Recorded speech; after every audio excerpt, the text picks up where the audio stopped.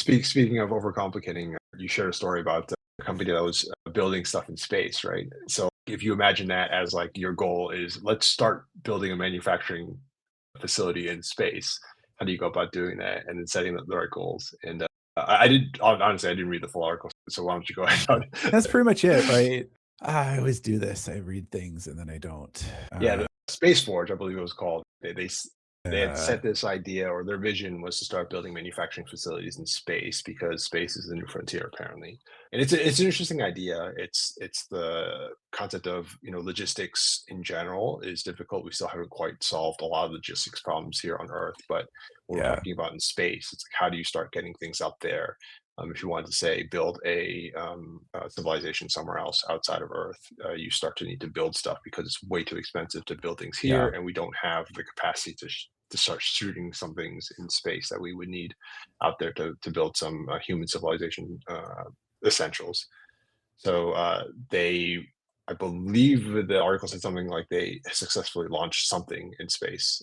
Yep. And once you find that, Yeah, please it was confirm what it I was was like saying. fabbing. Yeah, I think it Yeah, was around chips. So I put the article in the chat for yeah. folks. I think my takeaway was not necessarily that the company did it. Like we are so far from this being reality, Mhm. but I think it highlighted the value of this. A lot of people are like, "Why? It's hard enough to make stuff on Earth. Yeah, Why shoot it into yeah, space?" yeah, Well, yeah, there's yeah. some stuff that it's actually easier to make in space. It's more expensive and it's harder, but it's easier. And so they were talking about chip fabrication, and because our technology is making things at the atomic level, getting atoms to play nicely in gravity is a lot harder than it is to not have them play nice in gravity, or so the theory goes.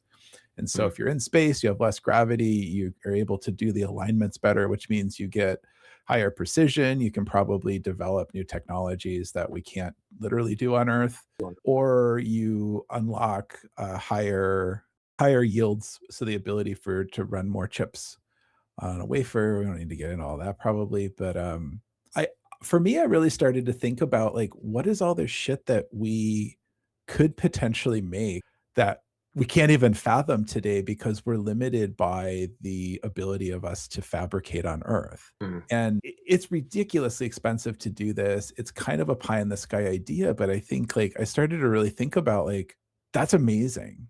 And like, Mhm. yeah, if we're gonna go to Mars and be interplanetary species and all this nonsense, yeah, we're gonna have to figure out how to build shit in space.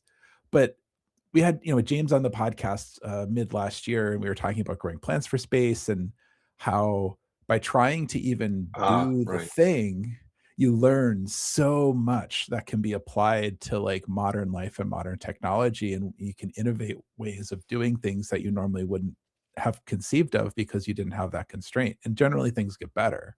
So I thought it was just really cool, and then Yeah, the news cycle is so negative. I was like, "This is fun." yeah, yeah. Yeah, it's, like, No. unnecessary and blah, blah, blah, but it's people pushing what we can do forward. Yeah, yeah, it's awesome. I'm tying this back to New Year's resolutions and self-improvement. I think that's commonly one of the ideas of self-limiting beliefs are one of the things Yeah, that hold a lot of entrepreneurs back is they don't think they can do something, therefore they don't even try, or when they do try, they don't put in the good effort because they believe there's a ceiling. So I think what you're saying here is very interesting. Is we have as a society a self-limiting belief of what we can actually build because we quote unquote are bound by the laws of physics, but those laws of physics change when you're in space and the potential of innovation.